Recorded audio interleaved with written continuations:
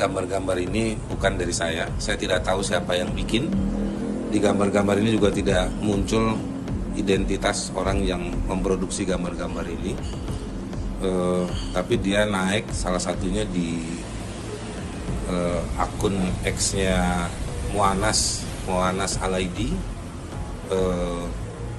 yang kemudian menyebutkan Haris Azhar kuasa hukum PIK 2. Saya bukan kuasa hukumnya PIK 2. Terkait Mu'anas ya, yang dia berkomentar di media macam-macam, saya sih tidak terlalu tanggapi lah, karena dia sendiri kan terbukti pembohong.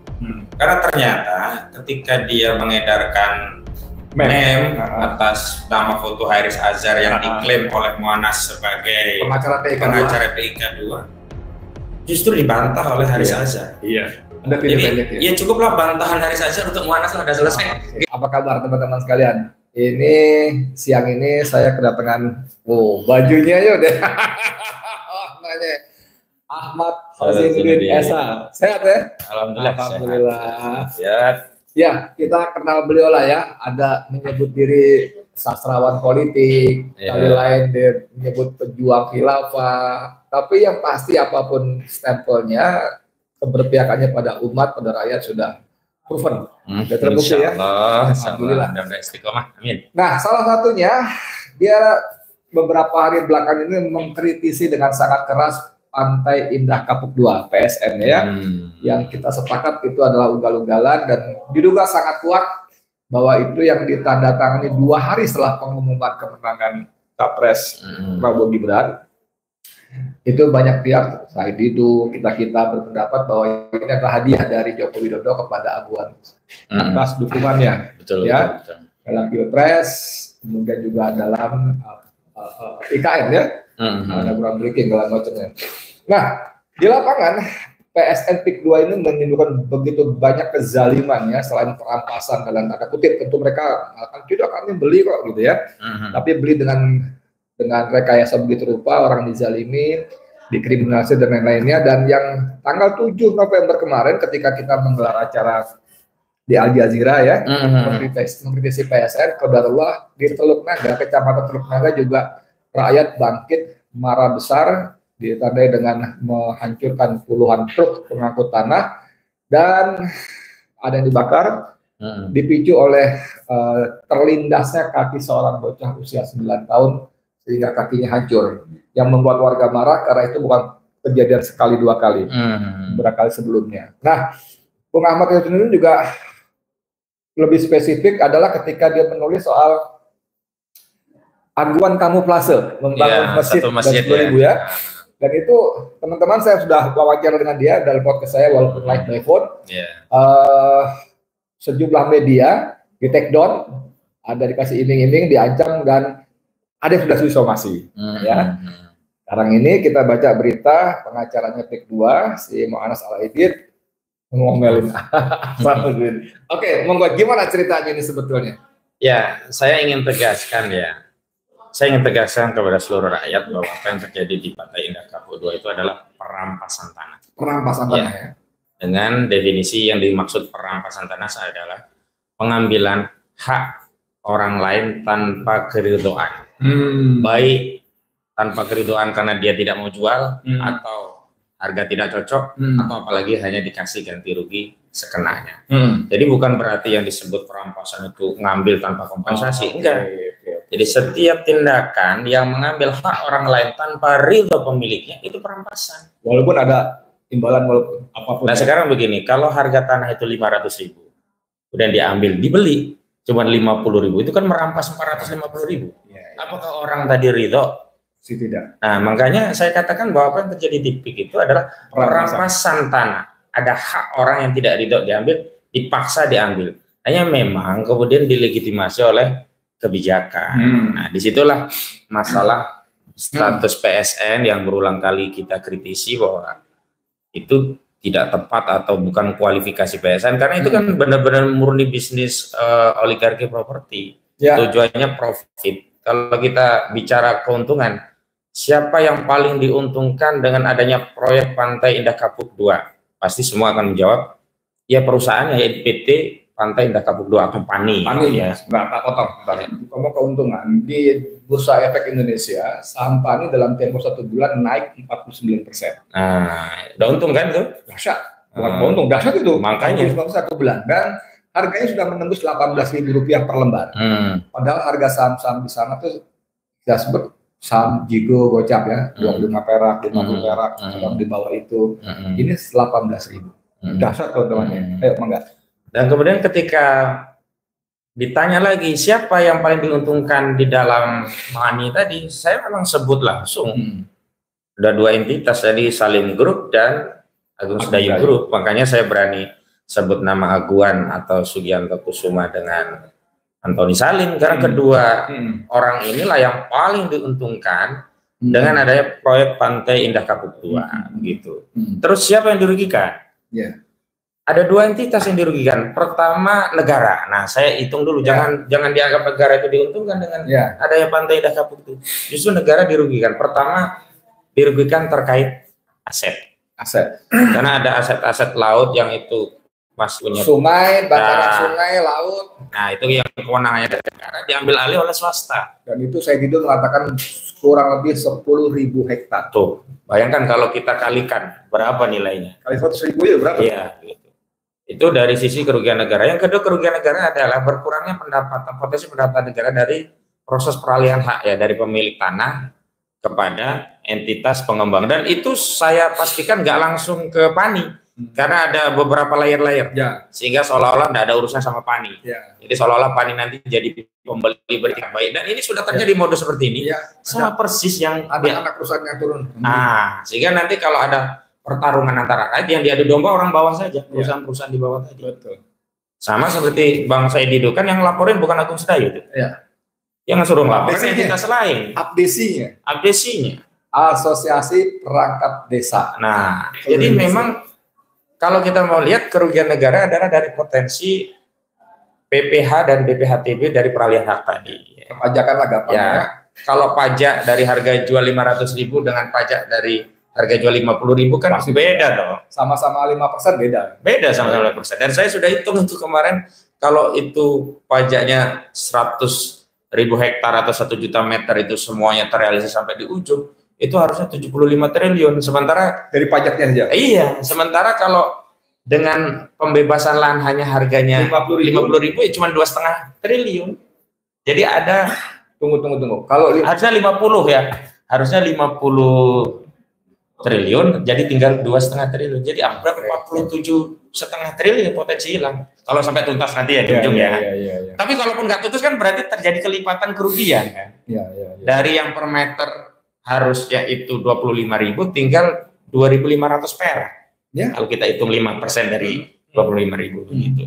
Nah, belum lagi kerugian sosial. Ya, kerugian sosial macam-macam. Termasuk kemarin kerusuhan itu kan jadi kerugian sosial buat kita semuanya. Itu tidak akan terjadi kecelakaan dan sebagainya itu kalau nggak ada proyek tadi. Dan sebenarnya kemarin itu nggak bisa loh Bang, proyek ditutup dengan 3 hari sementara penghentian terus perbubnya mau dinaikkan ke perda begitu. Karena ini sudah ada pelanggaran perbub dan itu dilakukan oleh bukan hanya entitas PANI ya, mitra bisnisnya, termasuk aparat.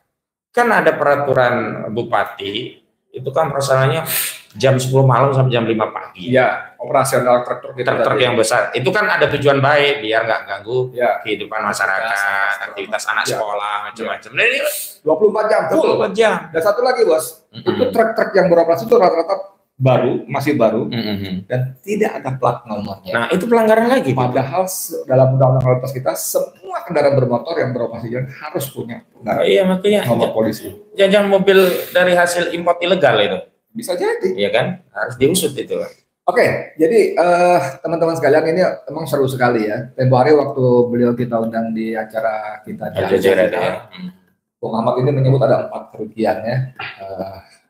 Dari finansial tadi. Nah, yang paling penting spiritual kerugian. Nah, saya baru mau ngomong spiritual, makanya masuk ke tadi Kamu Plaza. Aguan ketika groundbreaking 2 rumah yang difasilitasi oleh ARA, bekas pegawainya itu, Menteri Mawaran Sirait, bekas pegawainya Aguan. itu mengatakan jangan membangun suatu masjid yang megah, ya kan? Dan Kompas secara sembrono menuliskan judul berita ada misleading seolah-olah 10.000 rumah dan masjid besar gitu ya. Ternyata nggak itu dimaksud, dipersoalkan. Tapi teman-teman sekalian, nanti saya katakan ketika saya mencari lagi berita itu sudah tidak ada.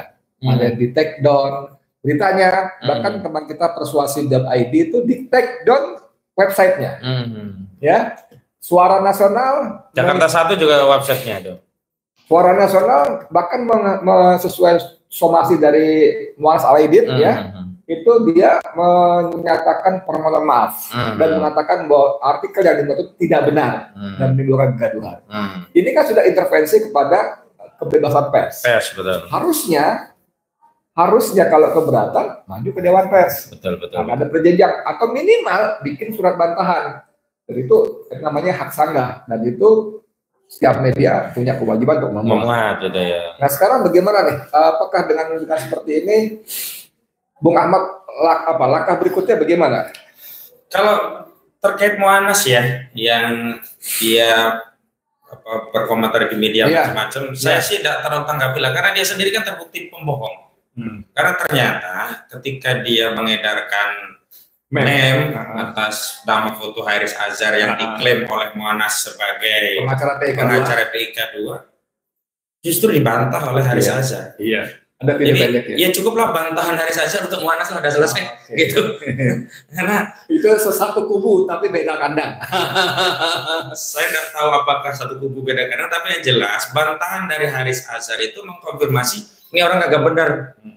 Untung aja Haris Azhar gak marah itu dilaporin jadi kasus itu. Karena apa? Itu kan mencemarkan nama Haris Azhar, karena Haris Azhar kemana-mana kan seolah-olah pejuang HAM kok belain oligarki yang membuat rakyat sengsara begitu. Nah saya justru mau fokus kepada aguan dan proyek PIK ini gitu loh. Ini nggak bisa. Saya kemarin nulis gini Bang, kalau dulu, bukan dulu, sampai hari ini terjadi, tanah kita yang ada nikelnya, minyaknya, emasnya, hutannya, diambil haknya. Sebenarnya kan hak rakyat, diambil oleh oligarki, dijadikan alat untuk menumpuk kekayaan mereka. Kita rugi, kehilangan. Tapi minimal kita tidak terusir dari kampung kita. Karena tanah yang diambil, tanah di gunung, di hutan, di lereng-lereng, di lepas pantai, itu yang mereka ambil oleh oligarki ya, yang sampai hari ini masih terus. Kalau kita bicara batu bara, itu kan milik rakyat, milik kita. Siapa yang diuntungkan? Ya Bayan, ya kan. Kemudian grupnya Boy Thohir, Adaro, ya semua itu kan. Sementara itu kan hak rakyat, harusnya kan BUMN yang mengelola, jadi pemasukan BUMN, jadi fasilitas dan layanan untuk kita semua. Kalau mereka bermain, maksudnya kalau swasta besar itu ikut terlibat, itu statusnya hanya kontraktor yang dibayar. Harusnya begitu, bukan kemudian pengelola sendiri. Bayarnya tergantung mau per hektar atau per rumah, gitu. Sekian. Jadi mereka hanya pekerja, bukan penikmat. Ya operator lah ibaratnya begitu loh. Nah sekarang ini sangat menyedihkan.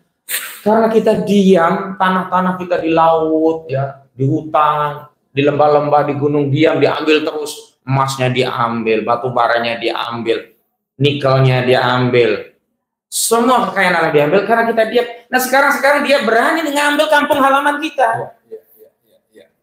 Kita mau diusir lagi gitu loh. Jadi gini, bedanya konglomerat zaman Pak Harto dulu yang dikenal dengan Om Lim dan kawan-kawan ya, ada Lim Suryong, kayak William Suryajaya dengan Astranya, Eka Cipta dengan Sinarmasnya dan sebagainya itu, mereka memang mendapat proteksi dan menjadi kaya raya sangat, tapi dari kegiatan industri, mereka punya industri, punya pabrik manufaktur sehingga rakyat terserap, dapat gaji, dapat honor sehingga ekonomi berputar.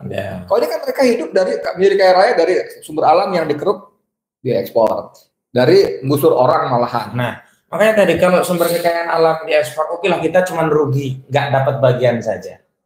Tapi kalau hari ini mereka mengambil tanah, kita rugi 2 kali. Sudah tanah kita hilang, kehidupan kita hilang. Nah disitulah ya kultur kita hilang, kehidupan kita hilang. Coba kehidupan masyarakat yang jadi proyek 2 itu hilang, nggak ada ratiban, nggak ada sholat berjamaah, nggak ada pengajian ibu-ibu, nggak ada saling Idul Fitri sungkeman, nggak ada aktivitas sosial yang dulu menjadi ciri khas dari kehidupan kita. Religiusitas. Jadi kita diusir. Ya. Karena sekarang mereka tidak lagi main di hutan, di gunung-gunung. Main di kampung-kampung. Nah sekarang kalau kita yang di hutan, di gunung-gunung diam, oke lah masih masuk akal. Apakah sekarang ketika mereka merampas tanah rakyat kita yang ditinggali loh ini, ya walaupun itu kebun kan tetap ditinggali karena diolah, dia datang. Walaupun itu tambak itu kan ditinggali. Bukan hutan yang jadi HPH atau konsesi, bukan tambang yang UIPK dan sebagainya, enggak gitu loh.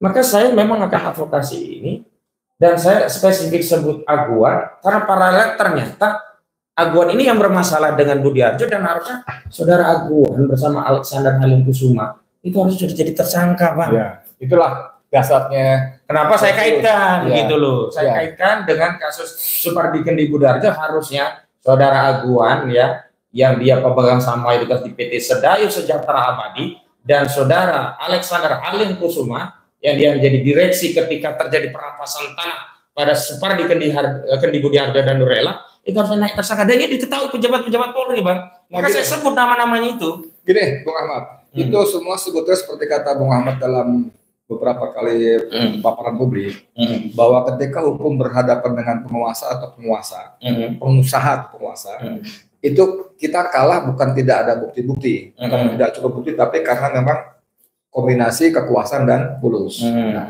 Tapi gini, bahwa kita tetap harus berjuang ya, bahwa Bung Ahmad akan mengadvokasi terus, iya, alhamdulillah, insya Allah kita tetap mengawal Allah. Tapi kan tetap ada tanggung jawab negara, nah, gitu kan. Sebetulnya kita beruntung, tanda kutip ya, mudah-mudahan betul, bahwa ketika Prabowo Subianto, Presiden Republik Indonesia itu mengatakan tidak boleh ada lagi perumahan eksklusif, tidak boleh lagi ada negara dalam negara. Betul.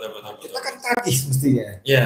Bagaimana wujud ejawantah bahasanya ya, implementasi dari ucapan Prabowo yang garang dan ganas itu di lapangan. Nah, ini dia sebenarnya, Bang. Kalau penguasa berpihak ke kita, penguasa itu menjadi pelindung pelayan rakyat, bukan sebaliknya, pelindung pelayan oligarki yang merampas tanah rakyat untuk jadikan lapak bisnis oligarki dengan kebijakan PSN.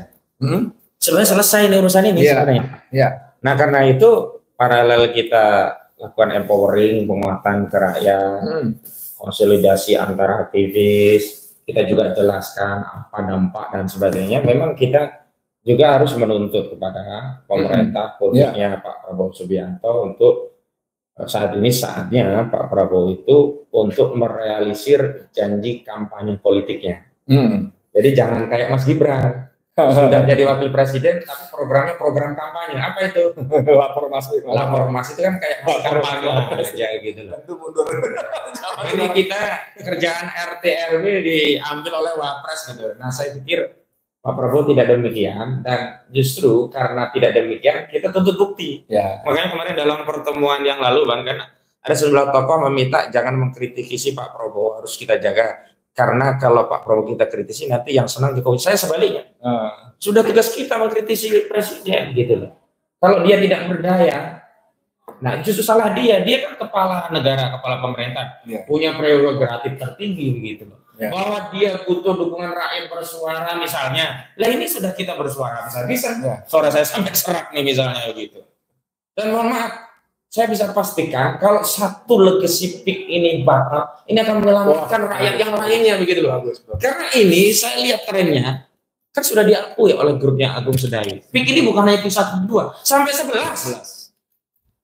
Dan nanti kalau sudah 11, mereka akan mengatakan apa? Orang itu kalau sudah makan harta itu, Bang, gunung itu dijadikan emas pun dikasih, nggak akan puas. Jadi nggak ada jaminan sampai pick 11 doang. Dan kalau sudah, nah ini yang saya bangun soal narasi begini, Bang. Kadang-kadang kan kita itu nggak peduli. Yang penting bukan saya, nggak ada tanah saya. Bukan keluarga saya. Bukan keluarga saya, begitu. Padahal itu cuma arisan dong. Padahal itu tunggu giliran saja. Iya, itu giliran saja gitu loh. Dan begini ya, sebenarnya kalau kita sedang bicara tentang perjuangan, apalagi itu tujuannya mencari pahala dari Allah, itu enggak kita hitung apakah ada dampak masalahnya buat kita atau tidak, mengancam kita atau tidak. Tapi kita bicara pertama hukum syara. Syariatnya ini halal atau haram. Kalau ini kezaliman harus kita lawan. Yang kedua, kita bicara umat. Karena kita hidup itu bagian dari umat, nggak bisa kita memisahkan diri kita dari entitas umat ketika umat ya sengsara, menderita, butuh bantuan, butuh suara kita, butuh pertolongan kita. Kita lalu menepi, mengisolasi diri, bahkan bertapa, menjadi rahib-rahib dengan kedekatan yang luar biasa dengan Allah. Tetapi pada saat sama kita bungkam terhadap situasi sosial yang ada di tengah-tengah masyarakat. Ya, gitu. Nah, saya mau pesan nih sama Pak Listio Sigit Prabowo. Pak Listio, saya ingat betul, ya, ini dari klien saya Supardi Kendipurajo. Listio Sigit Prabowo itu Kapolri ya. Dulu waktu Pak Listio menjadi Kadif Propam kan sudah sampai kasusnya Aguan nih, harusnya sudah tersangka di eranya. Bapak saat itu Kapolrinya adalah Pak siapa Tito Karnavian. Tito ya, Tito. Iya, Pak Tito. Dan kasus ini kan laporan perampasan tanah SK Budi Harjo oleh ya entitasnya Aguan ini sudah sejahtera abadi, di mana Aguan sebagai pemegang mayoritas tanah, anaknya Aguan Alexander Halim Kusuma sebagai direksinya harusnya naik jadi tersangka. Pak, udah terbukti, udah gelar perkara. Pak Aridono saya itu kabar reskrimnya 2 periode loh, ada sebelumnya Pak Idam Aziz laporan masuk, berkas lengkapnya itu harusnya tinggal naik ke penyidikan jadi tersangka, itu di eranya Tito Karnavian. Dan ini orang-orang yang saya sebut itu tahu semua, Pak. Ya. Penyidik itu jadi bahasan tahu semua.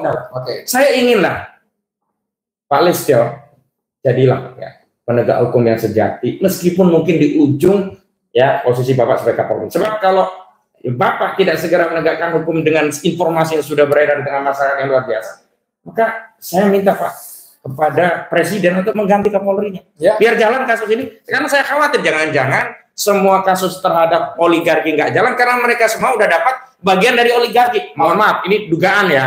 Nah, karena itu untuk menghilangkan dugaan atau praduga itu kepada Pak Listio segera naikkan kasusnya lagi. Karena dulu saya ingat tidak di SP3, tapi hanya didiamkan, dipeti-eskan. Di deponir aja. Ya, bukan di deponir, pokoknya tidak ditingkatkan proses penyidikan. Sudah ada gelar perkara gitu. Harusnya kan kalau penyelidikan sudah digelar, naik ke penyidikan, muncul tersangkanya.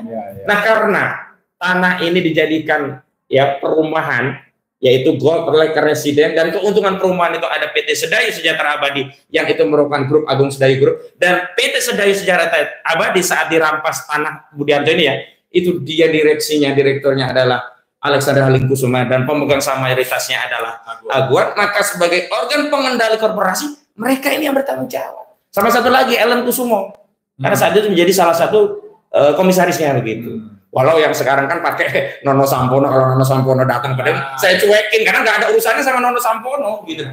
Nono Sampono itu jadi direktur Sedayu Sejahtera baru belakangan aja. Gitu. Oke, sekarang sebagai penutup, Bung Ahmad, saya ingin kembali bahwa ini tanggung jawab negara dan kita punya pegangan harapan ketika Prabowo berkata seperti itu. Kita tidak ingin seperti bukunya sendiri, Prabowo kan nulis Indonesia Paradoks.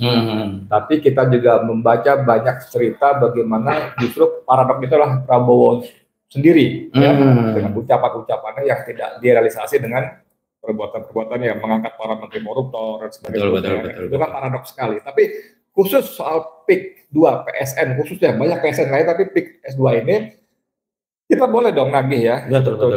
Nah sekarang sebagai closing statement, apa yang mau Bung Ahmad sampaikan? Saya ingin sampaikan kepada Presiden Republik Indonesia Pak Prabowo Subianto agar apa yang Bapak sampaikan itu sejalan antara kata-kata dengan perbuatan, agar tidak ada lagi paradoks. Bukan dalam buku Pak Prabowo, tidak ada lagi paradoks pada diri Pak Prabowo yang bisa dilakukan oleh Pak Prabowo. Yang pertama adalah segala melakukan evaluasi terhadap PSN yang diterapkan kepada Pantai Indah Kapuk 2 dan batalkan status PSN.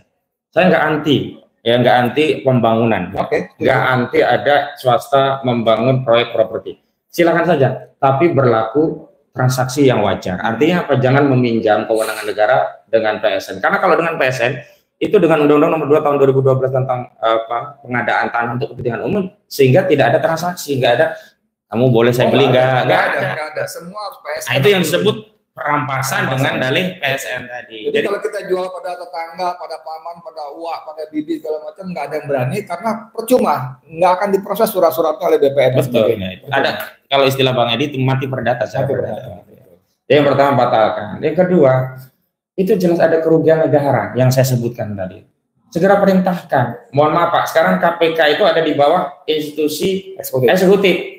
Lakukan intervensi cawe-cawe, tapi cawe-cawe dalam pengertian positif. Jangan seperti Jokowi yang cawe-cawe dalam pengertian negatif. Perintahkan KPK, atau kalaupun tidak perintahkan, ya gerakkan dengan apa yang bisa Anda lakukan agar turun kasus ini. Kalau nggak KPK kejagung, lakukan penyelidikan. Saya menduga ada kerugian keuangan negara yang menguntungkan diri sendiri, orang lain atau korporasi yang nilai kerugiannya lebih besar daripada kerugiannya Tom Lembong yang cuma 400 miliar. Kecil, 400 miliar jauh. Pasalnya saya kasih tahu Pak, pasal 2 atau pasal 3 Undang-Undang Nomor 31 tahun 1999 atau pasal 18 atau pasal 55 ayat 1 ke 1 KUHP untuk yang turut sertanya. Oke, good. Turunkan BPK untuk menghitung kerugian keuangan negara. BPK hitung kerugian negara berapa? Dari tanah yang harusnya 500.000 mengempit jadi 50.000. Dari pendapatan yang harusnya per meter itu 25.000 jadi nempis tinggal 2.500 perak. Berapa itu negara rugi? Kali berapa ratus meter, ribu hektar dan seterusnya. Gampang hitungnya. Yes. Kerugian keuangan negara ketemu, siapa yang diuntungkan? Ya korporasinya. Siapa yang bertanggung jawab? Direksinya. Kemudian siapa? Pemegang saham. Siapa pemegang sahamnya? Antoni Salim sama Aguan. Gampang. Simple.